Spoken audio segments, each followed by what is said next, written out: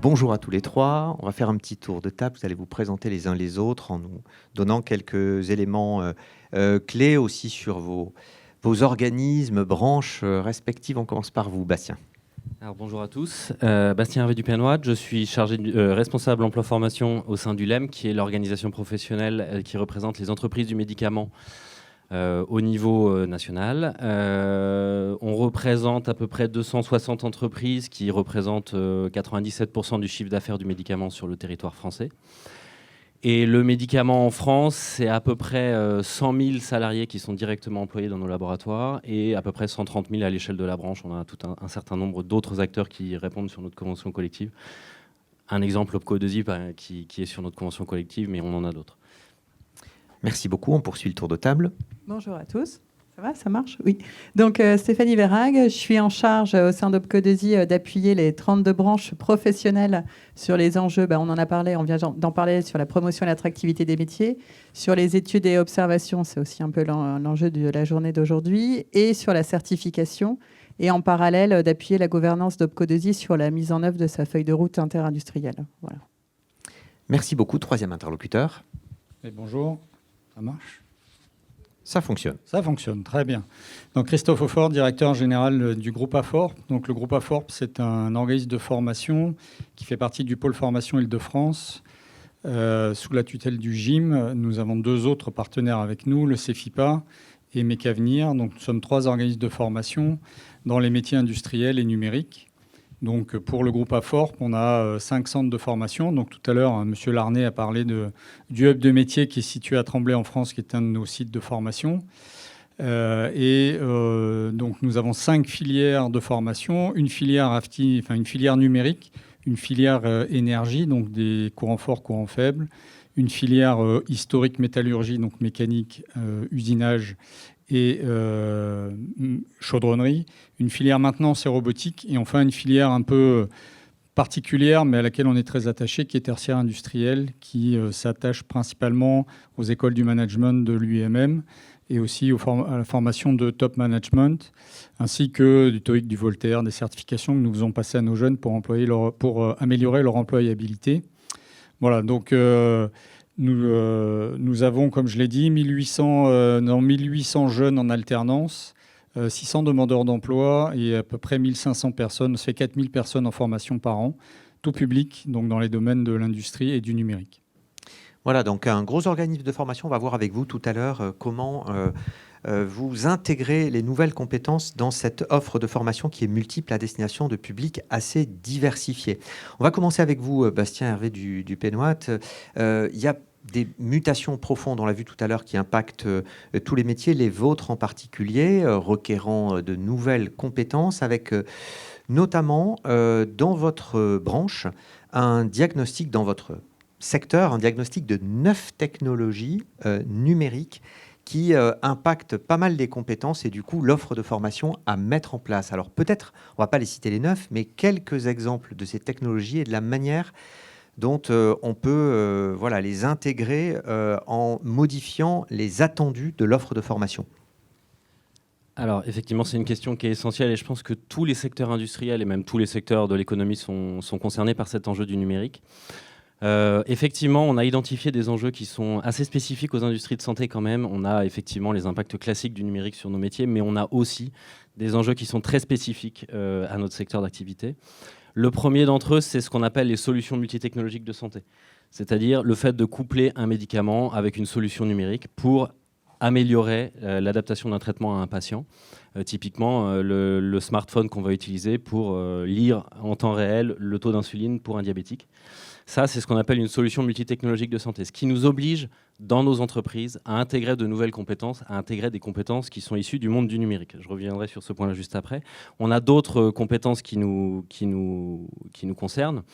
Typiquement, on va avoir tout ce qui va tourner autour de l'intelligence artificielle, puisqu'on est dans le secteur de la santé sur des données, on travaille beaucoup sur des données massives, typiquement des données de patients, quand on traite de la pharmacovigilance, quand on traite des recherches cliniques. On va chercher à identifier des phénomènes qui vont concerner des patients sur une grande masse de patients. Donc on a vraiment besoin de ces technologies. Elles nous impactent de diverses manières. Alors, je vais prendre 2 exemples. Le premier, c'est celui de la cybersécurité. Je pense que c'est un exemple qui est d'actualité. On a eu très récemment un établissement hospitalier en Île-de-France qui a été concerné par une cyberattaque. On a eu il y a quelques mois une entreprise du médicament qui a été aussi directement concernée par cette problématique-là. Donc c'est un sujet sur lequel, pour nous, c'est extrêmement important de nous positionner, d'apporter une réponse et des solutions. Donc on a travaillé dans le cadre d'un EDEC avec le soutien d'Opco2i. EDEC, engagement, développement des emplois et des compétences. Voilà, c'est notre jargon oui, c'est ça, quotidien. Qui permet de faire un peu de prospective et ensuite de décliner des plans d'action, bien sûr. Exactement. Et donc parmi ces plans d'action, donc, on a une solution de sensibilisation des salariés à ces enjeux de la cybersécurité. L'idée étant de les sensibiliser sur les enjeux spécifiques à leur famille de métier. Typiquement, quelqu'un qui travaille dans la production chez nous n'est pas exposé de la même manière que quelqu'un qui va être sur la pharmacovigilance, qui va traiter des données de patients. Le deuxième exemple que je voulais vous apporter, c'est une création qui a été faite par le LEM, ce qu'on appelle l'Académie du digital en santé, sur laquelle on s'appuie sur des organismes de formation qui sont existants. On a typiquement un organisme de formation de branche qui s'appelle l'IFIS, sur lequel on s'appuie. L'idée étant d'apporter des réponses rapides et variées sur les besoins en compétences numériques de nos entreprises, qui ne sont pas forcément des formations certifiantes, mais des formations qui répondent aux besoins immédiats en compétences de nos entreprises via une plateforme digitale. Et justement, là-dessus, vous avez mis en place des modules de sensibilisation de l'ensemble des salariés. C'est 1h30 avec un peu de gamification, des quiz, etc., qui était une manière de répondre à ces premiers enjeux assez rapidement, parce qu'on sait bien sur la cybersécurité qu'il n'y a pas énormément de certifications. Il y a un enjeu d'en développer davantage. Et puis en plus, vous n'êtes pas forcément identifié par les spécialistes de la cybersécurité comme le domaine dans lequel ils peuvent exercer leur expertise. Exactement, et c'est vrai un peu de tous les profils du numérique en réalité. Les profils du numérique identifient assez peu l'industrie, et l'industrie pharma en particulier, comme étant un secteur de débouché pour eux. Effectivement, sur la question de la cybersécurité, il y a un vrai sujet pour nous. Je dirais qu'il y a 2 niveaux de réponse. Il y a un premier niveau qui est un niveau vraiment de sensibilisation, d'acculturation, de permettre aux salariés de connaître le niveau de risque auquel eux-mêmes sont exposés, dont ils n'ont pas forcément conscience. Ça, c'est le premier niveau sur lequel on a travaillé. Et puis, il y a un deuxième niveau derrière qui ne va pas être forcément un niveau branche, qui sera plutôt un niveau entreprise, pour aller jusqu'à de la certification, à former des experts en interne. Mais voilà, nous, on est vraiment resté sur ce premier niveau un peu plus généraliste, apporter une réponse collective à nos entreprises sur ce sujet de la cybersécurité. On a évoqué aussi la réalité virtuelle, la réalité augmentée, et ça peut être un moyen de plus en plus utilisé pour introduire des modules ou des façons de former, parfois en amont de la formation, parfois pendant la formation, qui évite aussi, puisque c'est un gros enjeu, d'alourdir trop les référentiels qui parfois sont déjà bien chargés. Alors effectivement, c'est un peu un des enjeux, mais c'est un enjeu qui est très complexe à traiter, et effectivement les solutions numériques sont une des réponses qu'on va pouvoir apporter à ça. La vraie difficulté qu'on a, elle est dans le fait d'attirer ces profils de spécialistes du numérique dans nos entreprises. Donc effectivement, on a un vrai travail à faire là-dessus auprès de nos salariés pour qu'eux-mêmes infusent avec leur réseau, pour attirer ces jeunes. On ne touche pas assez encore, on travaille très peu avec les organismes qui sont hors branche, qu'on connaît mal, aller travailler sur ces organismes de formation du monde du numérique pour aller sensibiliser ces étudiants, sensibiliser ces jeunes aux débouchés qu'ils vont trouver dans nos métiers. Oui, et ça, il y a quand même une inégalité là-dessus, parce que quand une branche a des organismes de formation qu'on dit branchés, c'est un peu plus simple, il y a quelques interlocuteurs, parfois rarement. Certaines branches ont de multiples organismes, et là, pour le coup, la sensibilisation aux études, le fait simplement de faire connaître les études, les mutations, comme aujourd'hui, c'en est l'occasion, c'est déjà un premier élément à avoir en tête avant de passer à la suite.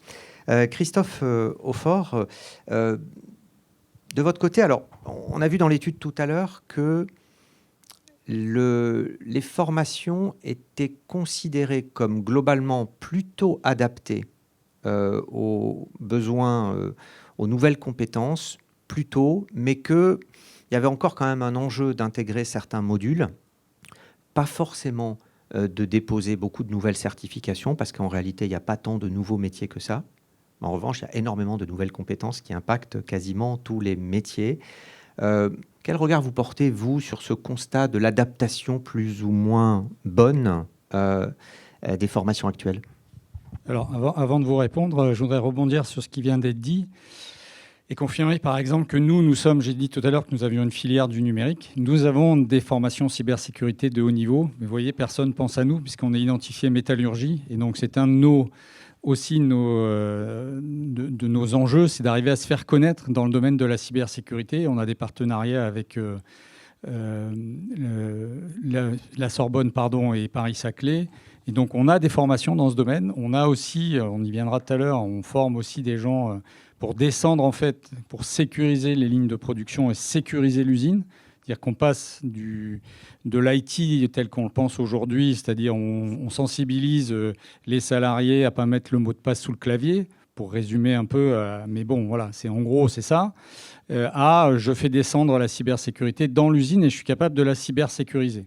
Voilà, donc merci pour la perche, j'en profite. Voilà, on est capable de faire des formations pour lesquelles on ne pense pas forcément à nous, puisque nous sommes, comme j'ai dit tout à l'heure, pôle formation UIMM, donc plutôt classifié comme métallurgie. Alors pour répondre à votre question, Nicolas, effectivement, je pense que la première question qui est intéressante de se poser, c'est de se dire, on parle beaucoup de besoins de nouvelles formations, de formations inadaptées qui ne correspondent pas aux besoins de l'entreprise.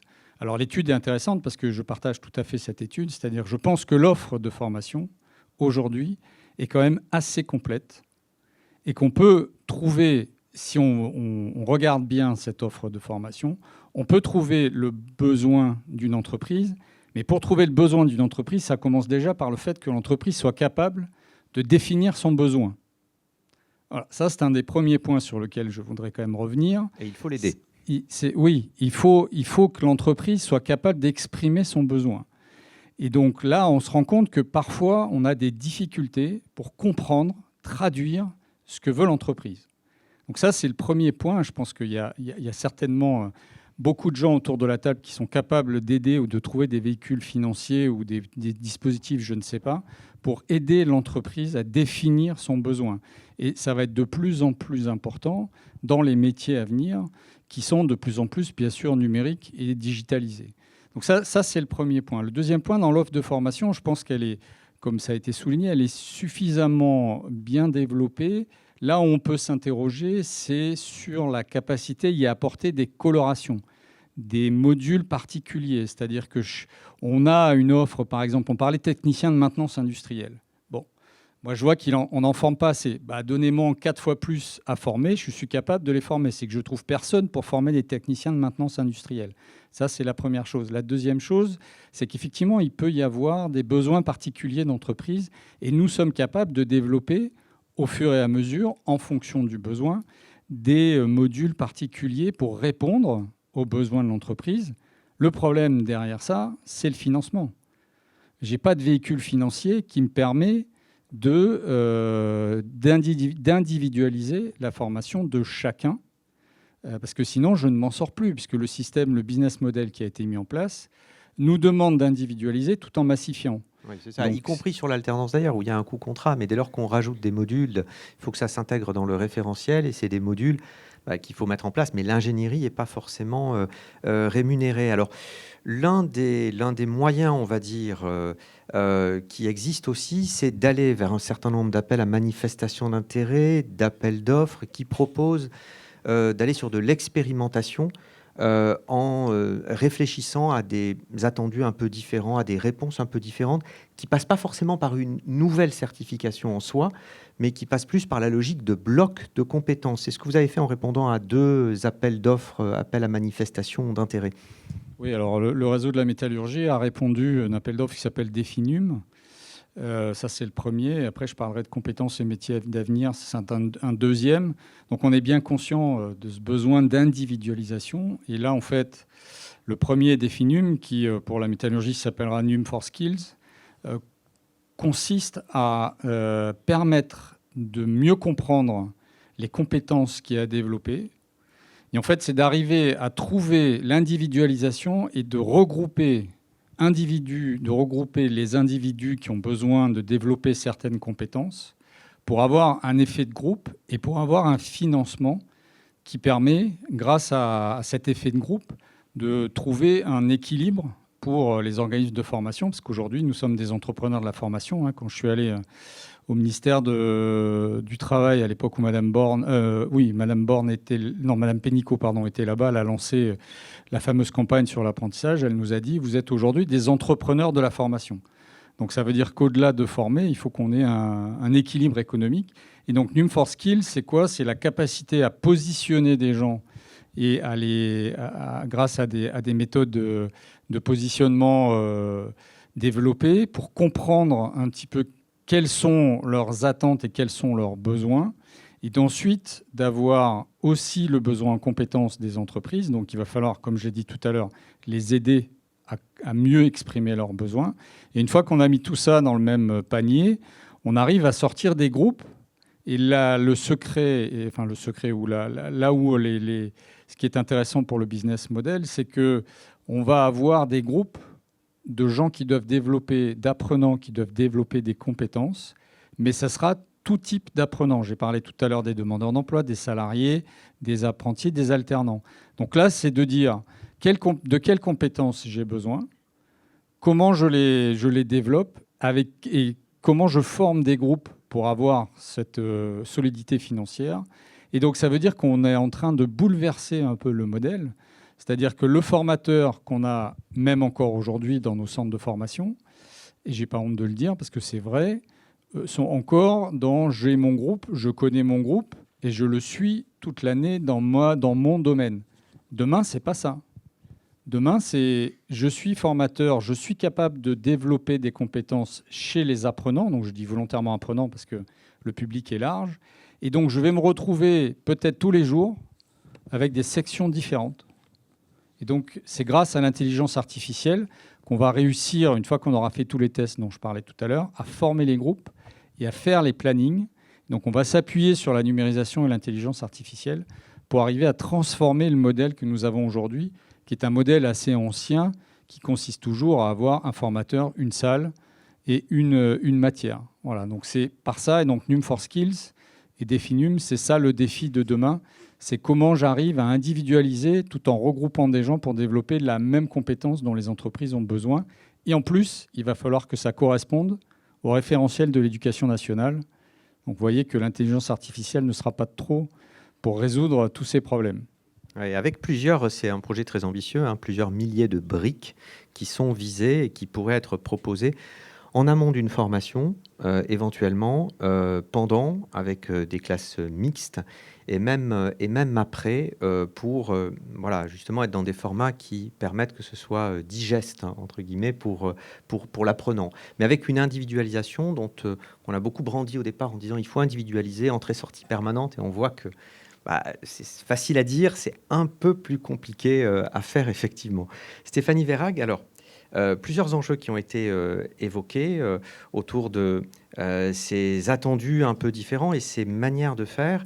J'aimerais juste qu'on revienne au sujet déjà de la diffusion des études.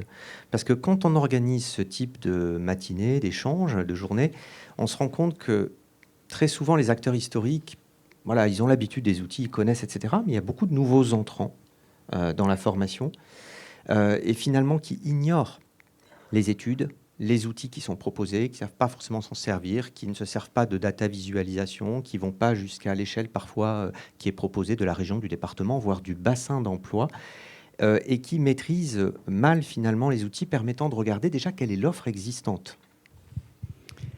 Alors, quand on m'a demandé d'intervenir dans le cadre de cette table ronde, je trouvais ça intéressant, l'équilibre finalement entre un représentant d'une branche professionnelle, un représentant d'un organisme de formation et un représentant de l'OPCO. C'est vrai que cette matinée, c'est aussi une façon de faire connaître nos travaux dans quelque chose de plus global qui s'est mis en place dès la création d'OPCO2I, puisqu'il y a eu la volonté très forte dès le départ par la gouvernance de créer un observatoire unique de l'interindustrie. Donc cet observatoire s'appelle l'Observatoire Compétences Industrie, vous l'avez vu. C'est un observatoire qui vise à rassembler, être la grande maison des travaux des 32 branches et en parallèle de conduire des travaux interindustriels. Donc on en a mené pour le moment au niveau national, qu'on souhaite aussi diffuser le plus possible. On a mené l'année dernière, par exemple, un diagnostic des impacts Covid sur l'emploi et les compétences, avec une maille très territorialisée qui a été portée à la connaissance des acteurs et dont les collaborateurs d'Opco2i se sont saisis aussi. On vient de terminer une étude d'ampleur sur l'impact de la transition écologique sur les emplois et les compétences. Et là, je fais un petit clin d'œil à l'intervenant de Pôle emploi tout à l'heure, parce que le travail mené sur l'Europe 4.0, nous le suivons avec beaucoup d'intérêt, et les travaux que nous avons menés dans le cadre de cette étude vont permettre d'enrichir l'Europe 4.0. Nous venons de terminer aussi une étude sur la filière des batteries électriques. Enfin, voilà, il y a des travaux très structurants au niveau interindustriel, au niveau national.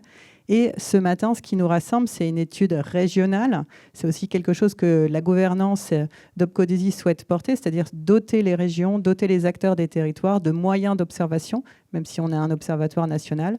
On a une équipe dédiée au niveau d'Opco2i, des moyens. On travaille avec des prestataires identifiés. Mais voilà, vraiment pour donner des possibilités d'observation en région.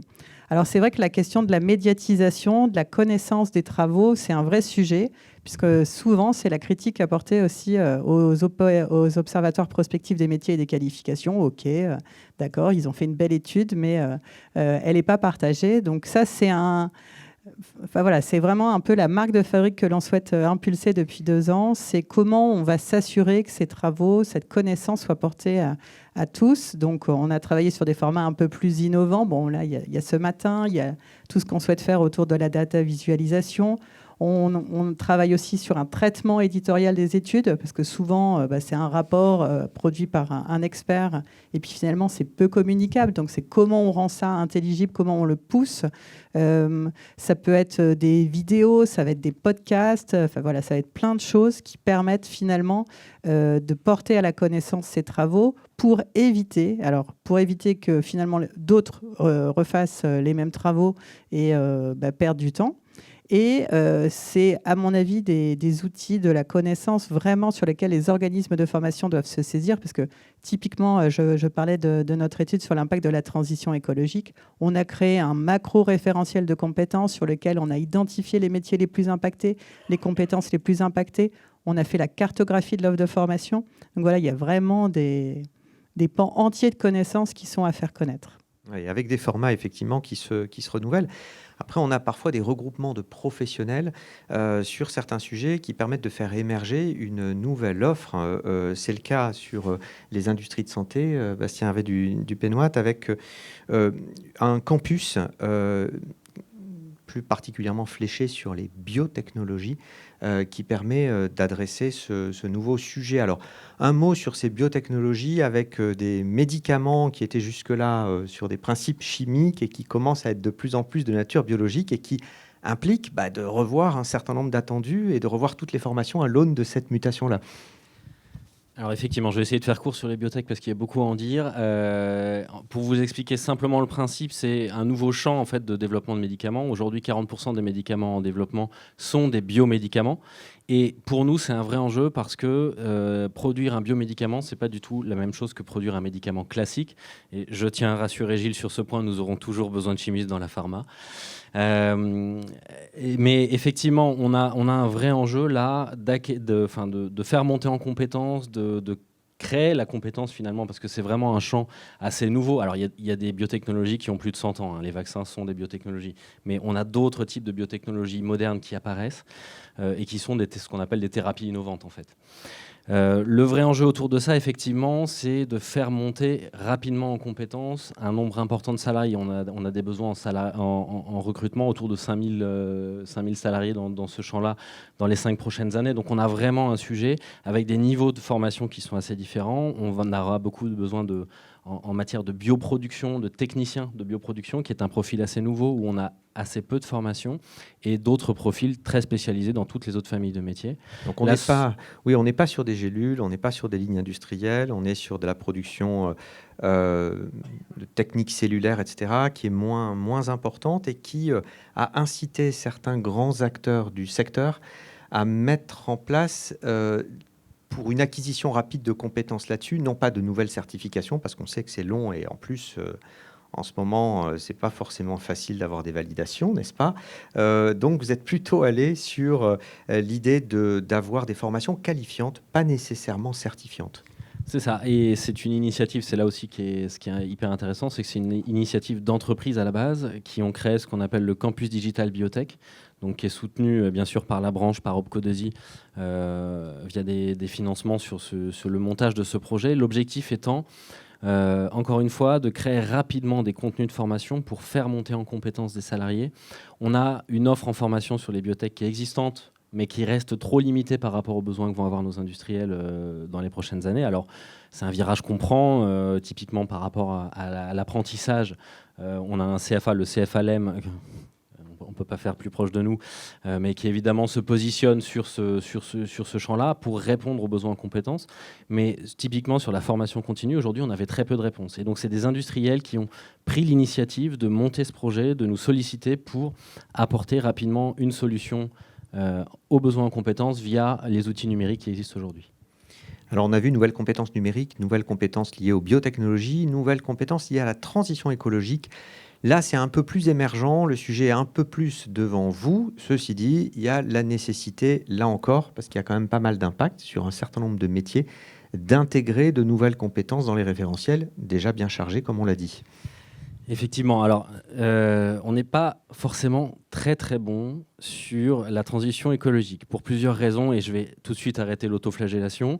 On n'est pas très bon pour plusieurs facteurs. D'une part parce qu'on met toujours en avant la santé des patients, c'est-à-dire que dans l'évaluation d'un médicament, aujourd'hui, l'autorisation de mise sur le marché d'un médicament, ce qui va primer dans les critères de mise sur le marché des autorités de santé, ça va toujours être l'apport pour le patient sur l'effet sur la santé.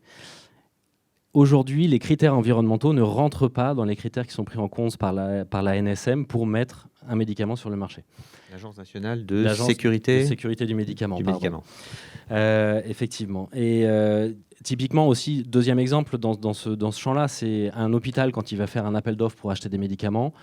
L'aspect environnemental du médicament ne compte que pour 5% de la note dans le choix final. C'est-à-dire que c'est finalement une portion assez marginale dans le choix d'un médicament. Donc ça compte pas beaucoup aujourd'hui, mais vous savez que ça va compter de plus en plus et qu'il faut commencer à se préparer là-dessus, à intégrer au moins la connaissance de ces éléments-là, plus ou moins forte selon les métiers, bien sûr. Effectivement, c'est un point qu'on travaille dans certaines entreprises depuis longtemps. Au sein du LEM, on a mis en place une démarche d'engagement volontaire de nos industriels justement sur cette démarche. Alors RSE au sens large, mais avec un pilier évidemment sur la transition écologique.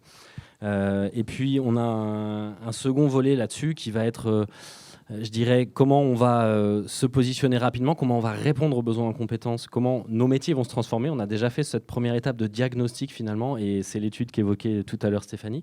Elle s'est faite d'abord dans un champ interindustriel et industrie de santé. On a prolongé cette étude pour avoir l'impact sur nos métiers et nos compétences spécifiques de cette transition écologique. Aujourd'hui, on en est à ce stade-là. Maintenant, l'enjeu pour nous, il est vraiment de réussir à diffuser les résultats de ces travaux auprès des organismes de formation. Alors, c'est un lien qu'on fait assez naturellement avec nos organismes de formation de branche. Et je rebondis sur ce que je disais tout à l'heure. Je suis un peu auto-centré. Mais effectivement, le vrai enjeu pour nous, c'est aussi de savoir le diffuser au-delà de notre réseau habituel d'organismes de formation qui sont dédiés aux industries de santé, d'aller toucher des organismes qui sont plus généralistes, qui vont former des profils numériques, qui vont former des profils issus de la chimie, etc. Donc voilà, on a vraiment ce travail encore devant nous sur le sujet de la transition éco. Merci Christophe Aufort. Quand on travaille sur l'intégration de nouvelles compétences ou l'émergence de nouveaux métiers, de nouvelles certifications, c'est un travail parfois qui se fait très en amont et on est parfois en avance sur le besoin. C'est-à-dire que, c'est important d'impliquer les professionnels, on imagine, assez tôt bien sûr. Y a-t-il un besoin, etc. Quelle formation, quel parcours peut-on proposer? Mais vous faites l'expérience dans le cadre du campus Fab, créé il y a 5 ans, de ce que, à la fois, il y a certains modules que vous mettez en place avec les professionnels qui répondent directement aux besoins, à la demande. Et puis, pour d'autres, ça s'est vu aussi sur l'éolien, sur l'énergie, etc. Sur d'autres, vous êtes un peu en avance. C'est-à-dire que la certification est prête, mais la demande, elle n'est pas encore là. On peut prendre l'exemple de la maquette numérique, par exemple. Ça fait des années qu'on en parle, le BIM. Et en fait, ça représente qu'1% des formations. Donc, là, l'offre, finalement, est un peu en avance sur les besoins des entreprises. Ou alors, les entreprises ne sont peut-être pas suffisamment sensibilisées aux enjeux. On peut aussi peut-être faire ce constat-là. Alors, on a parlé de Campus Fab tout à l'heure. Donc, Campus Fab, c'est une plateforme qui adresse l'industrie du futur, les technologies 4.0 et principalement la continuité numérique dans une chaîne de production. C'est un consortium qui a été monté sur la demande d'une entreprise bien connue d'aéronautique qui fait des moteurs. Comme ça, je ne la cite pas. Il commence par un S, ceux qui auraient encore des doutes. Donc, on est plusieurs organismes de formation, l'AFPA, la FDME, la Faculté des métiers de l'Essonne, à avoir organisé ce Campus Fab et la montée en puissance de ce Campus Fab. Bon, donc, ça fait 5 ans, il y a eu le Covid, ça n'a pas été toujours très simple. En fait, c'est quoi? C'est un besoin d'automatiser la chaîne de production. C'est-à-dire qu'en gros, on fait une production 24 heures sur 24 et il n'y a plus vraiment d'opérateur sur la ligne. C'est-à-dire qu'en gros, on a un opérateur de la ligne de production et on n'a plus d'opérateur devant les machines. Et depuis la conception jusqu'à la mesure de la pièce et la livraison, tout est automatisé. Donc ça, c'est le principe, c'est le besoin vers lequel les entreprises se dirigent. La question, c'est, alors effectivement, l'offre est là, mais la demande peine à démarrer.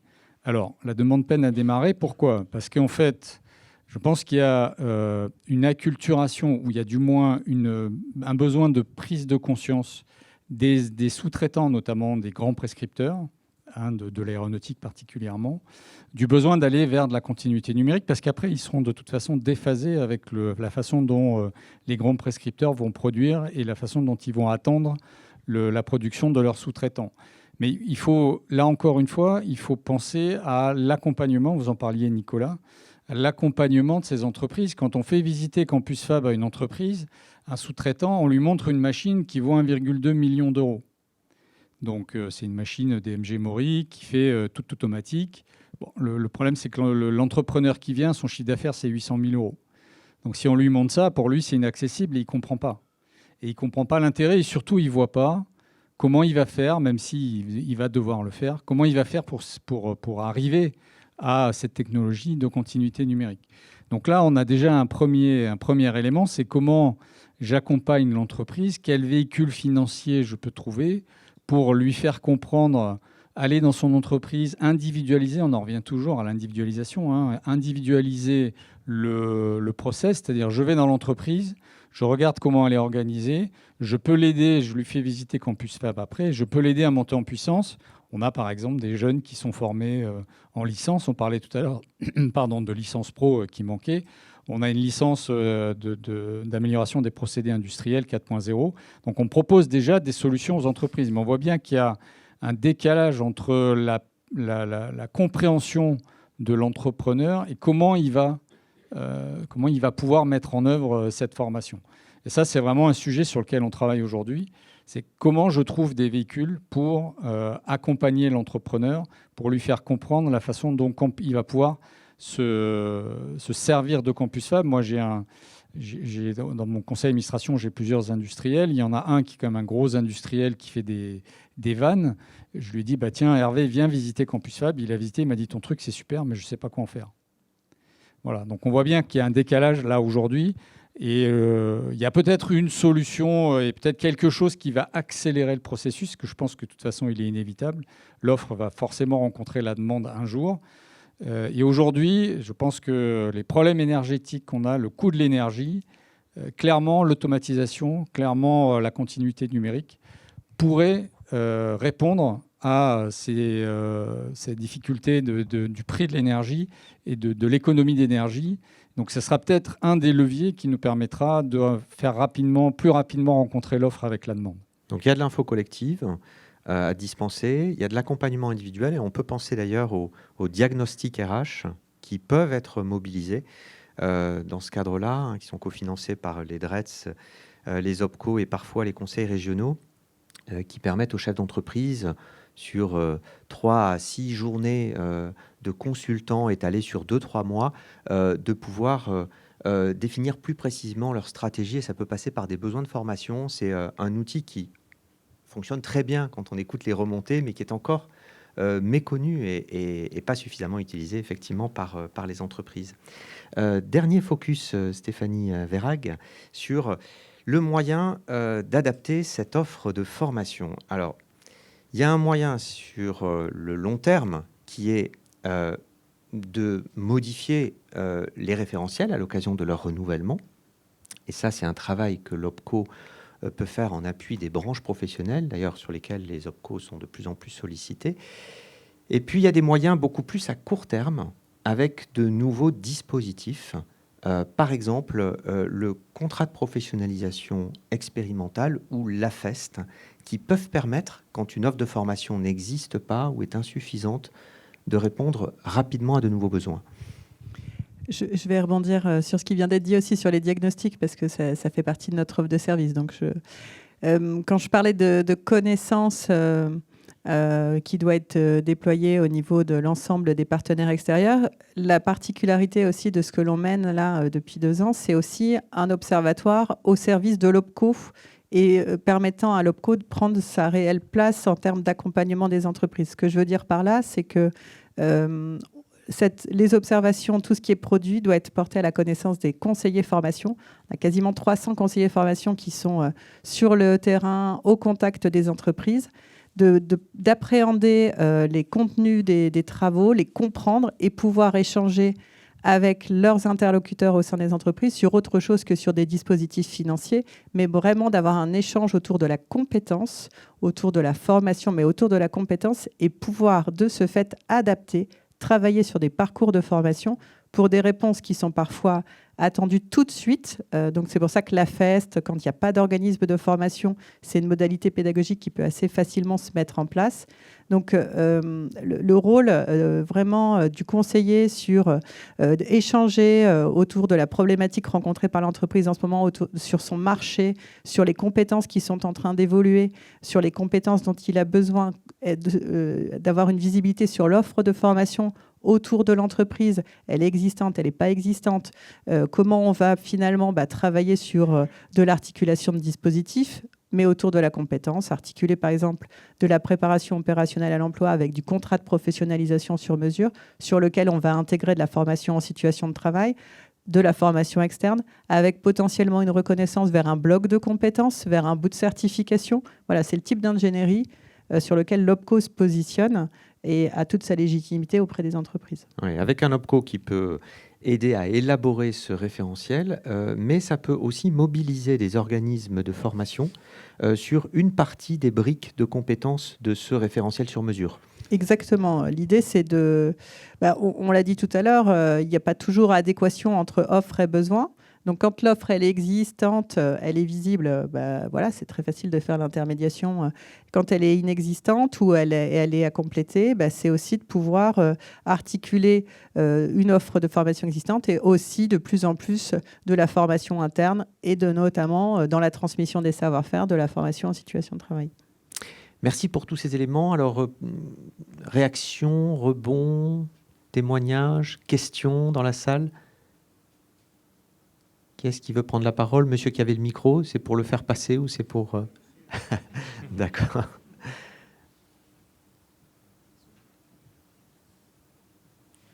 Qu'est-ce qui veut... On a, oui, on a épuisé le sujet, dit Christophe.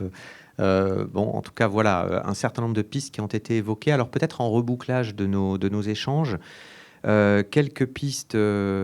que j'ai pu noter. La possibilité de sensibiliser les salariés sur de nouvelles compétences, comme voilà, vous l'avez fait dans votre secteur, ce qui est une manière très rapidement de donner au moins un socle, un vernis, j'allais dire un socle, sur de nouvelles compétences.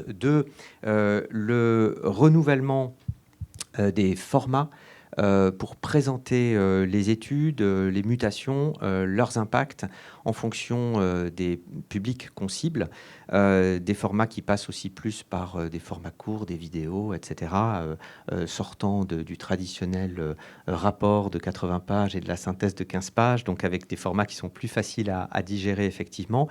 Une ingénierie pédagogique à renouveler avec de l'hybridation, de la gamification, plus une logique de blocs de compétences ou de briques qui nécessite de positionner en amont beaucoup plus fortement les apprenants pour individualiser les parcours, tout en réussissant à avoir des classes suffisamment nombreuses pour que ça soit équilibré financièrement. On peut aussi citer la possibilité de répondre de manière coordonnée, ce que vous avez fait d'ailleurs, hein, Christophe, dans le cadre des appels d'offres ou des appels à manifestation d'intérêt avec d'autres acteurs, parce qu'on voit souvent que la réponse, elle est multipartenariale quand on veut mettre en place des expérimentations. Et puis, on a aussi l'association systématique des professionnels pour définir les nouvelles réponses formation, même si parfois on est un peu en amont. Et je notais un dernier élément qui était former les formateurs. Donc là, c'est un enjeu que je soumets à tous les participants dans la salle. Sur les techniciens de maintenance, vous disiez, il nous faut des formateurs. Donc, on peut penser que ça peut passer par des professionnels qui peut-être sont déjà très fortement sollicités par ailleurs, mais impliquer davantage les professionnels pour qu'ils s'emparent d'une deuxième casquette qui serait celle de la transmission. Et puis, enfin, dernier élément, des réponses un peu plus sur mesure et qui commencent un peu à monter en puissance. Le contrat pro-expérimental, qui a 2 ans était vraiment complètement balbutiant et qui commence effectivement à se développer sur certains des champs. Voilà pour les principaux éléments de cette table ronde. Merci beaucoup à nos 3 intervenants pour leurs éclairages.